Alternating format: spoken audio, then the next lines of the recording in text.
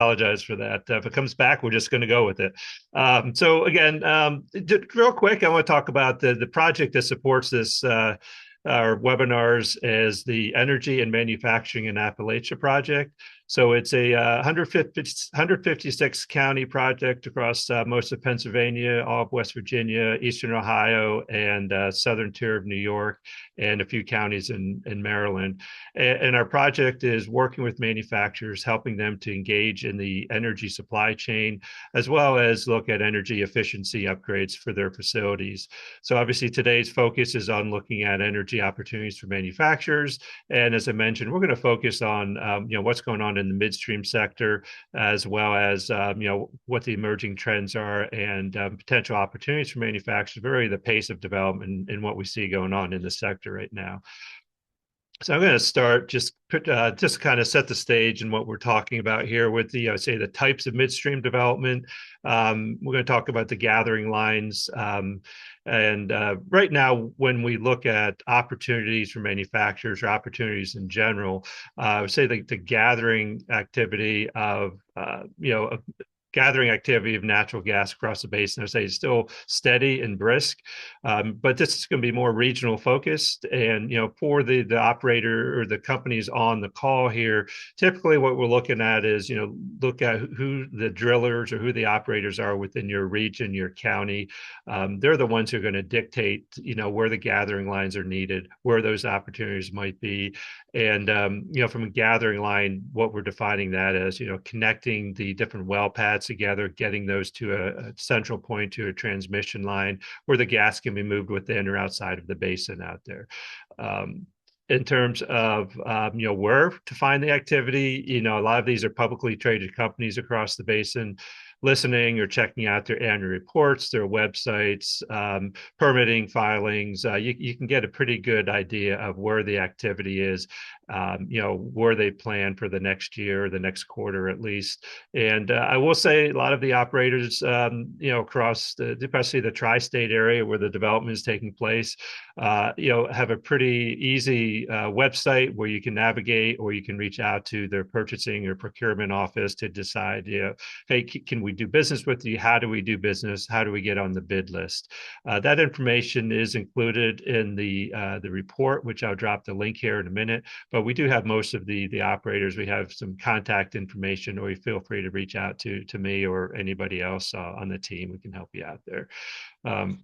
The one thing with the gathering, what we have seen and what you'll continue to see as through the development of the natural gas is companies are going back or have drilled, built the typical or built the first well pad, drilled the first few wells, and going back to existing well pads to drill more wells where the infrastructure is in place. It's been sized for future development, maybe only one or two or three pad or wells on the pad right now, but looking for that 10 well pad in the future, that there is that capacity in that pipeline. So just because a company, again, is drilling in a new area, that development necessarily doesn't mean new pipeline activity will be taking place.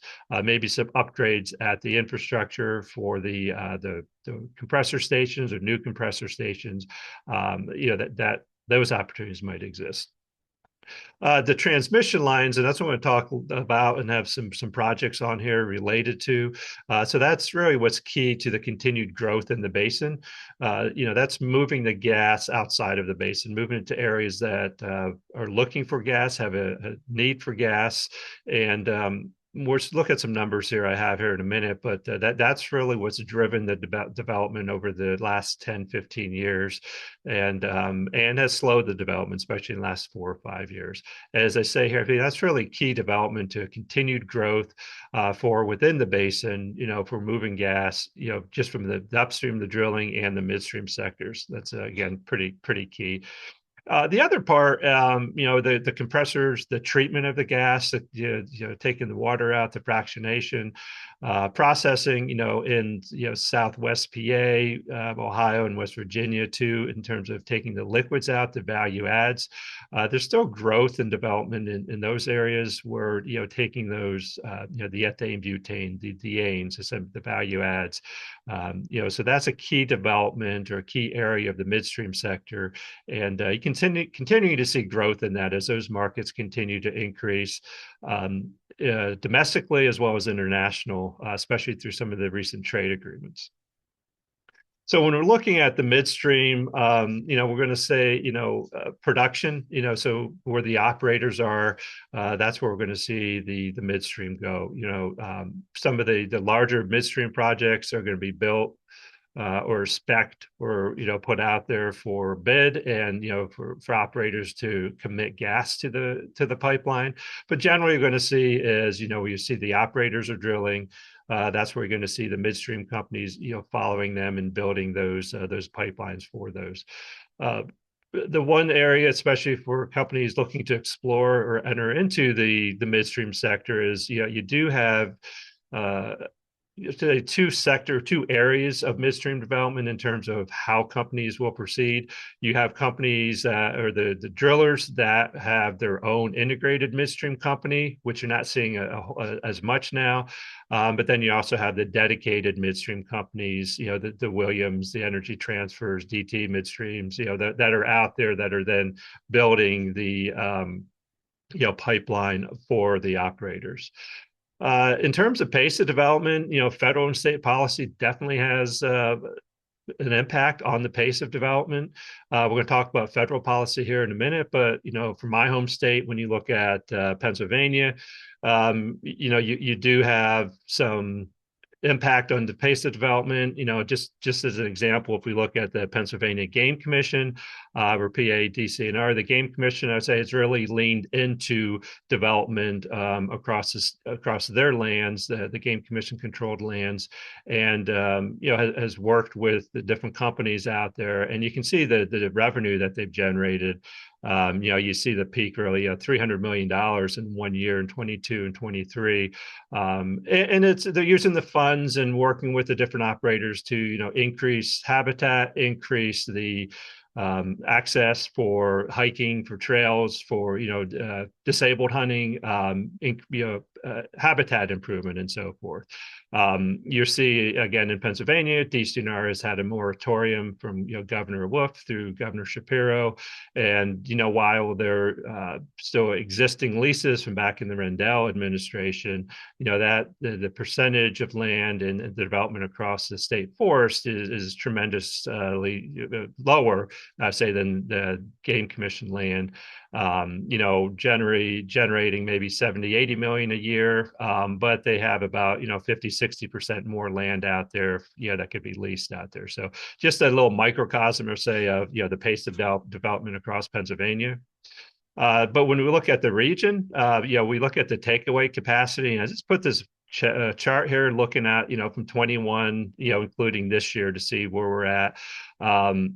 Very little pipeline capacity. This is takeaway capacity to moving the gas out of here to other parts of the country, and quite frankly, other parts of the world. Where we're at in Pennsylvania, we're producing 20% of the nation's gas, and we're producing a tremendous amount more gas than we can use in Pennsylvania, or again in the basin. So the main way for growth, to continue to see growth across the basin, is to increase capacity of moving gas to areas that need it. I mentioned on some state policy too. Our state to the north of us, New York, has opposed some pipelines to move gas from out of the basin to New England states, into New York to so that's definitely slowed the pace of development for some opportunities. And again, we're talking about a few pipeline projects that may have been resurrected. Part of the takeaway capacity, or the growth in it, is really the opposition. You can see in here in 2024, the MVP pipeline came online.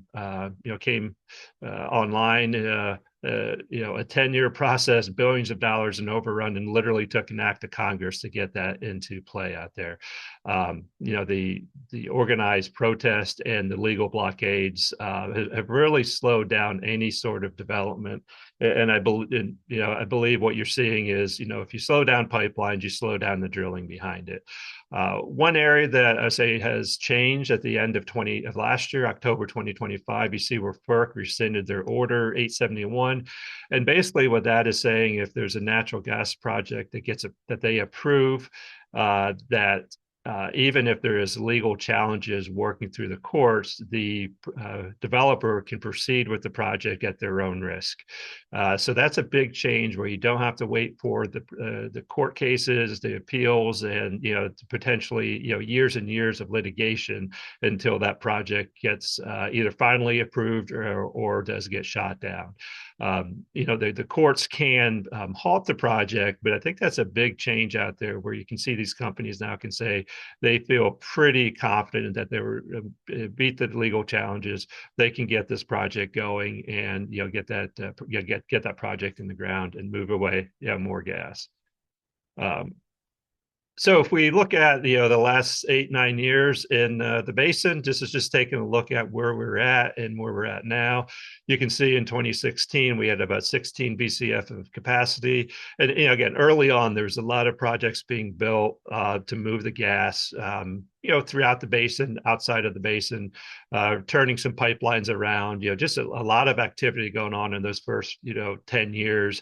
You can see up to till 2020, where you see, about 31 BCF of takeaway capacity in the region. And the chart on the right, or the column on the right, is taking a look at, where we were at. We had extra capacity early on, and where we're at now is, basically new pipeline gets built, it's filled up, right away, 99 to 100% capacity within the region right now, which means very little opportunity for continued growth. So the Trump administration, when you talk energy and you talk natural gas, he's had a tremendous impact on the pace of development. You can see, 18 executive orders related to American energy production. I would say that the most important one, he signed this, the National Energy Emergency Declaration. He just signed that, I guess, or extended that for another year on October or January 13th. His focus has definitely been on fossil fuels. I've seen a lot around natural gas and coal and oil, but you've seen some in nuclear, again, the critical minerals. Geothermal's kind of in a few of those. It's mentioned. It's probably maybe more of a neutral impact, I'd say, from the administration. But definitely, these orders have send the signal that the United States is open for energy production and has I'd say put some life back into the industry, has given some some more projects, some legs, and the companies and the confidence to do these investments. Tied into that is the trade negotiations. With the tariffs and the effort on energy, and then where can we ship this energy? You can see almost $3 trillion in energy related deals. All of these we know will not come to fruition. Some of them just don't have the infrastructure in place. But even a tenth or half of these, you're talking hundreds of billions of dollars of energy related deals, and this runs a gamut. A lot of it has to do with LNG exports, LNG purchase agreements, crude oil purchase agreements, as well as investments or partnerships in other countries or countries into the United States to help build some of this out. So, it's kind of tying hand in hand, the executive orders, the trade negotiations, again, signaling to the market that, there is opportunity. Let's build the pipelines. Let's get some more capacity out there. I'd say two other areas, just talking about the administration, federal drilling permits and leases have increased. You see where, again, the permits or have increased tremendously over, this was 25, looking at 24, looking onshore, BLM has issued these leases, and offshore, the Gulf of America, off of California, looking to drill some areas that haven't been touched or haven't been explored in several years. The other, I'd say, important impact is the emergency permitting reform. Using some of the emergency powers has slow or decrease the time agencies have to review some of the permits. Where some of these can take 24 months to 2 to 3 to 4 years. The timeline has been cut in half or has been suggested, much quicker. Get these reviews done, provide the feedback, make sure that these projects are being done, again, being done in a responsible way. Just because the timeline has been decreased doesn't mean the review or the criteria has been decreased. So this is, again, helping to signal, let's get these projects in the ground and let's get things moving forward. So when we look at opportunities, for business, business development, I say you really look at, say, the gathering lines, that local activity. That is still an area for development. The pace of development, we haven't seen, say, the gas production increase tremendously in Pennsylvania, but we know that these wells have a decline curve. And you have to drill, continue to drill some new wells to backfill and to keep the region where we're at, to keep that 32, 35 BCF of gas where it's at. And what this has also done is increase the areas of development. Use my county as an example. I'm in central PA. We're starting to see, Lycoming County, more development across the county. In areas 4 or 5 years ago, we didn't see much development, maybe didn't expect to see development, but because of the technology and the efficiencies that the operators have, we're starting to see, see drilling in areas that were not economically viable 4 or 5 years ago. So with that becomes, new drilling and then new gathering lines, new local activity out there. The other area is I put the picture that, a data center, you can't talk gas or really talk anything, it seems, without talking data centers. We've seen a tremendous opportunity for demand increase in energy. And if wherever it's going to come from, we realize that natural gas is going to be a key component of that. And whether it's, again, data centers, power generation. We know the strain on the grid is not just because of the emerging data centers. The grid is old. The grid needs, we haven't seen a whole lot of baseload generation added to it in the last several years. So, it's a crazy, 30 to 50, I understand, is a very wide range in terms of increased production. And it depends on, which report, who you're looking at. But again, it is this growth is expected, and we're going to see this. Whether it's just in basin or it's across the United States, we're going to start to see some of this growth. We're starting to feel some of this growth right now. LNG was a key component of, I mentioned, of some of the president's trade deals. LNG is expected to double in production over the next 5 to 10 years, or 10 years, I would say. Roughly has shown 20 BCF of gas. For put in context, United States is using, let's just say, on average, about 100 BCF of gas a day. So depending on where we're looking at, anywhere from a 20, 30, 40% increase in natural gas production out there. So again, tremendous growth opportunities. Power generation, take the data centers off. Power generation is needed. We see just in the PJM grid, which covers, all of Appalachia, basically. New York has their own grid, but just in retirements, we do need 30, 40 gigawatts of power generation to maintain the status quo, so that when we turn the lights on, that we continue to, they turn on. We plug our phones in, they're going to charge. So just the power generation need in itself is, again, tremendous and growing. Looking across, from the midstream sector too, there's a continued focus from the industry on emission reduction, emission quantification. We've seen from the agencies, from a federal level, that there's a rollback or a decrease in emphasis on calculations, emission calculations, or emission reporting. But the industry is not slowing down. The industry has made that commitment, is continuing to look at ways to quantify, to capture the gas that's being if it's being released, implementing new technologies. Simple one is, moving away from gas pneumatic valves. I mean, that's something the industry jumped on, 4 or 5 years ago, but continuing to identify ways that they can reduce, emissions, capture at the end of the day, after this is the product that they're selling and that they're moving. So that area, there's been tremendous amount of an investment, in that past, especially 4, 5, 6 years. And that's an area I believe that's going to continue to grow in terms of, again, if from an opportunity to engage within the industry out there.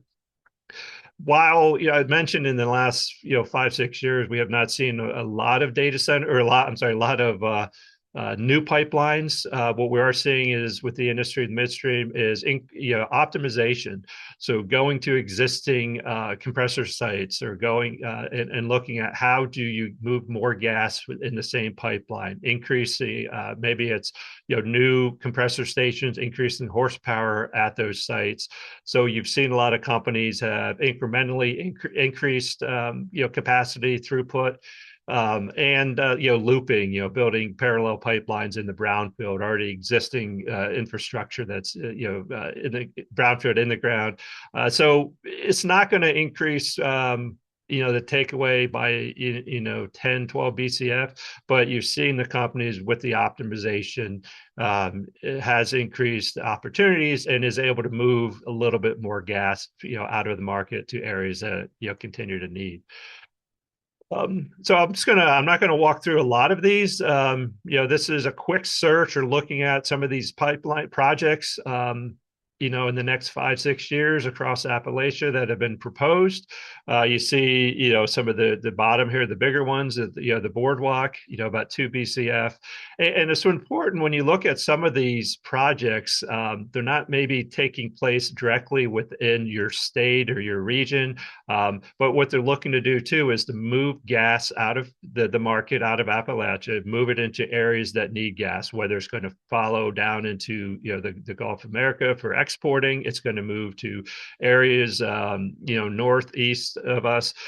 These projects are designed to increase the utilization outside of the basin, and again, within the basin, you see we need to backfill or increase the production out there. We did have several questions come in. The Constitution Pipeline is a project that was had been canceled. The companies had decided to walk away from it due to the opposition, couldn't get the pipeline, couldn't get the permitting in place.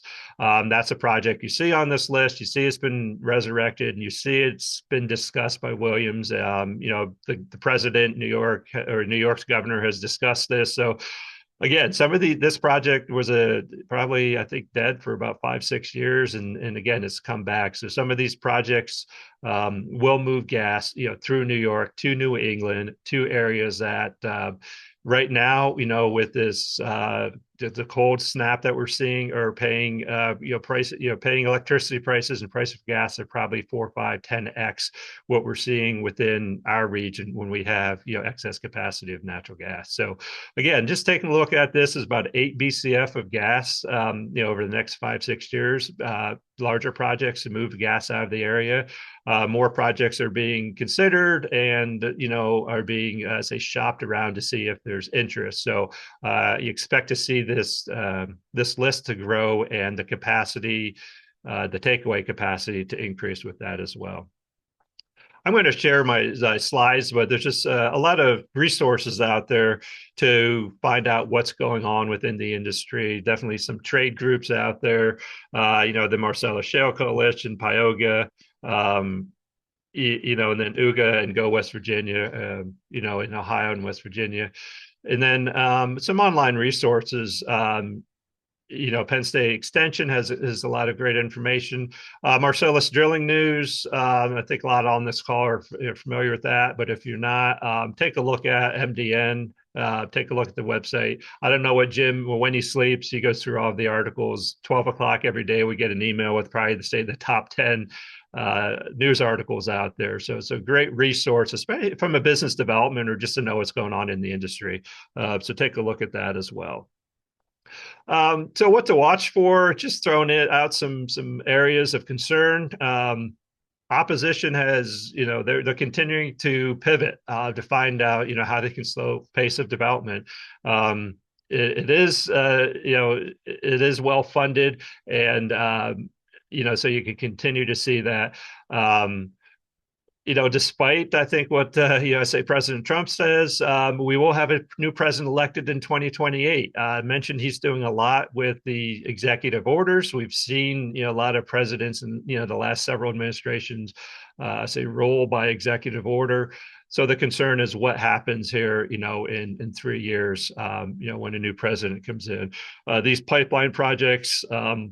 Especially the larger projects take a lot of time to get financing, to get a permit approval, and to get your shovels in the ground to get these projects moving. From a state policy and doing business in some states is easier than others. I'd say in West Virginia, you see they're being pretty aggressive in terms of power generation. Their goal, the governor's come out with 50 gigawatts of power production by 2050. That's a 300% plus increase. So they're signaling, hey, come to West Virginia. We have coal, we have natural gas, we want power generation. We want to help to continue to support the grid. The other, say, area to continue to watch is the key markets. What are these drivers? Again, power gen, LNG, data centers. That's what's driving the big ticket items to use more gas, to move more gas out of the region. So keeping an eye on what's going on in those arenas. How is the support for that? Where are those projects going to be built? A couple of questions came in is, how are data centers going to say impact the development? Well, and bringing your own power. We've seen where the regulators are saying, we prefer you, if you're going to build a data center, bring your own power plant. So tracking and following what these data centers are doing. There's a lot of resources. I can share a map I have where you can see this data center is projected to build their own natural gas plant.